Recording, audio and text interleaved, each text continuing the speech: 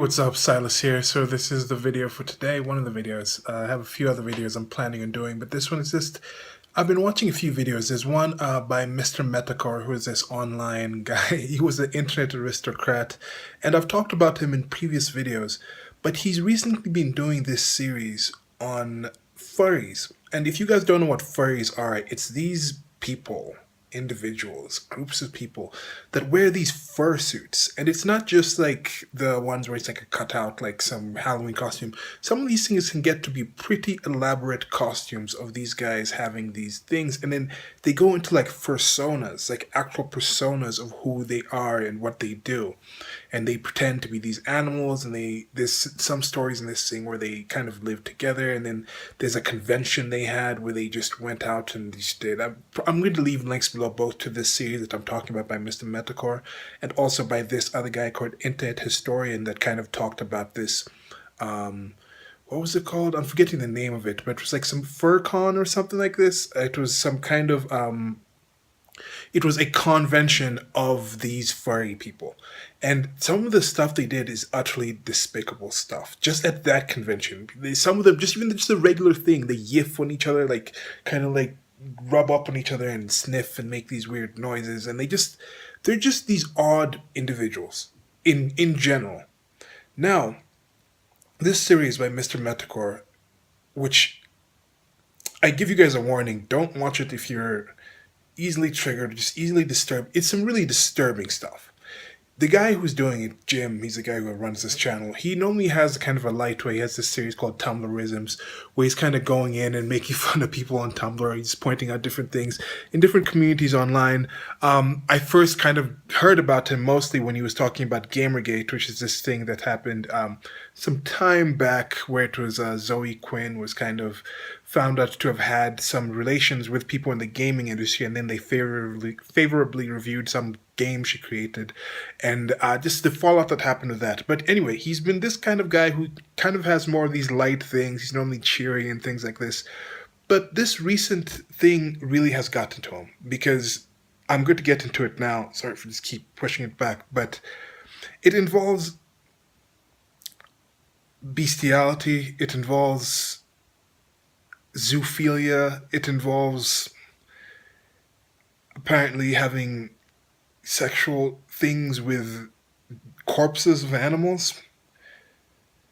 So these are allegations, and the thing is unfolding, and he's been talking about it. And I remember when I first clicked the first video of it, I was like, oh, it's another new Mr. Manticore video, thinking it's going to be just this thing, and then it just descends into these levels of just horrificness. But at the same point, it's great that you have people like this online who have the ability to share this information. Because just joking around, I was talking to somebody, there was this other meme I saw where it was like, oh, white people love snitching so much that they invented Yelp, and it's just this stock image of some guy laughing, and I was just thinking like, there were people kind of joking and laughing back at that thing, but snitching is a big part of society. There used to be a time where, like in the United States of America, I'm just thinking of like the Brooklyn. I remember reading this. I think it was like in Thomas Sowell was talking about this, where he was talking. He's an economist, really great economist. You should really check him out if you haven't. Thomas Sowell, one of my favorite people in the world. Anyway, he was talking about how in the past, we used to have these mixed zone areas. So people would have their stores below, and then families would be living up top.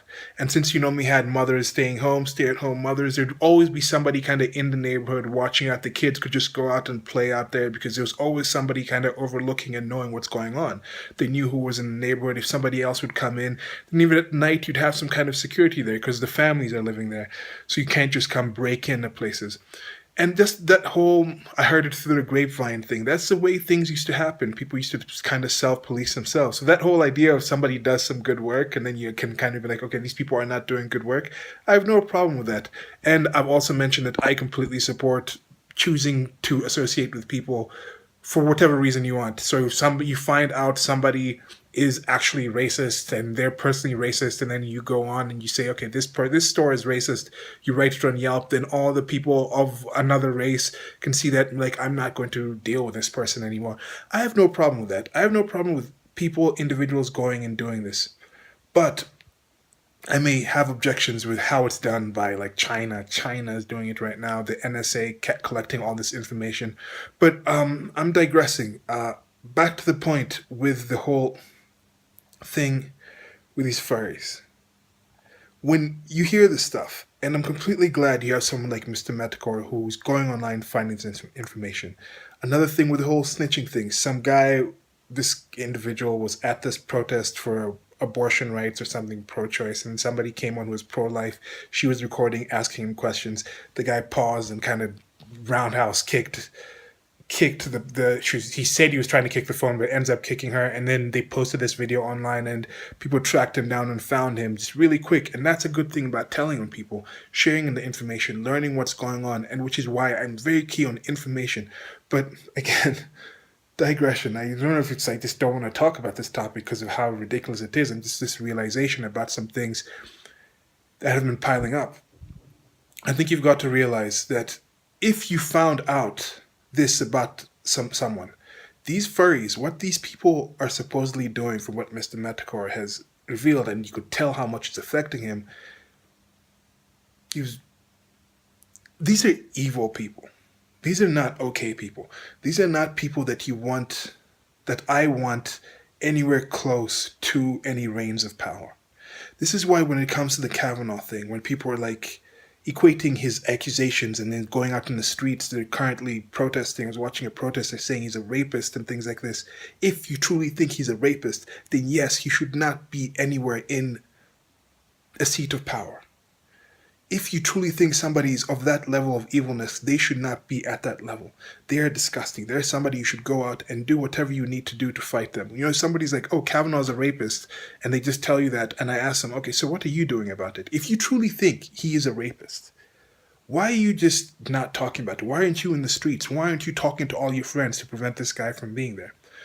But one thing I do want to let people know out there is some people truly imagine if you support Trump, if you don't follow their kind of mindset, you are evil. You are, just imagine you just being a normal person, find out that somebody you voted for, somebody you put into politics, is actually one of these furries that goes around wearing a diaper and poos in the diaper and yiffs on each other and does all these things with animals that's being talked about in this video. Imagine if you hear somebody like that is going to be controlling what your kids do by making laws. You would do everything you want to stop this person. If you think that this person is openly like this and people are supporting him, you would truly think those people supporting that person are complete scum. So I think you have to realize it is kind of a religious experience for some of these people.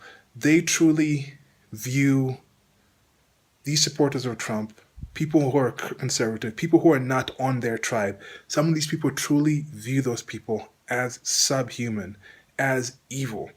So I think when you're actually trying to talk to people out there, it's good to establish what they mean by what they say. When they say rape, when they say I hate somebody, when they say you've done this wrong, when they accuse somebody of something, I think it's good to realize, where is this person in that sphere of things? Because some people are like, okay, I'm friends with this person, they've stopped talking to me. First of all, I ask, okay, define what friend is, define what hate is. Do they truly hate you, or is there something else that this person is embodying that they dislike, that they're not quite sure of? Have they asked themselves that questions? Have they defined these terms in their mind, or they just literally mean figuratively like a lot of people do? Because if somebody comes home and they're like, oh my God, I love this person I just met. It's the most lovely person, the greatest person I've ever met in my life. You don't necessarily believe them when they say that. So don't necessarily take people completely seriously when they say, I hate this other person. So yeah, that's just one thing I wanted to kind of establish there, is try to establish if somebody literally means figuratively. And then if they do, realize that some of those people out there truly actually will look at you as evil. Now, when you think of someone as evil, there is no really rationalizing with evil. If you think somebody's evil for another reason, it does make sense to go out there and completely lie about it. Think about the taqiyya thing that's in Islam, where they say, if you're doing this for the support of Islam, you can lie about these things. You can lie about that person. You can lie about yourself. Think about this personally in yourself. If somebody's coming in, you're in a house, they've come into the house, they're shooting people in the house or the place that you are, you know your kids are hiding somewhere, and then they ask you, Is somebody else hiding? Is there anybody else in here? You're gonna lie. Most people would lie. I'd be like, no, there's nobody else in here. That's a lie because you're like, this person is evil. I am a good person, so I'm going to lie to this evil person. I'm going to lie about this because I'm doing it for a good reason. So you have to actually establish and see where people are on that. So yeah, that's the video for today. Let me know what you guys think about this. Like, share, and subscribe. Links below in the low bar to that video with Mr. Manticore and the whole FurCon thing.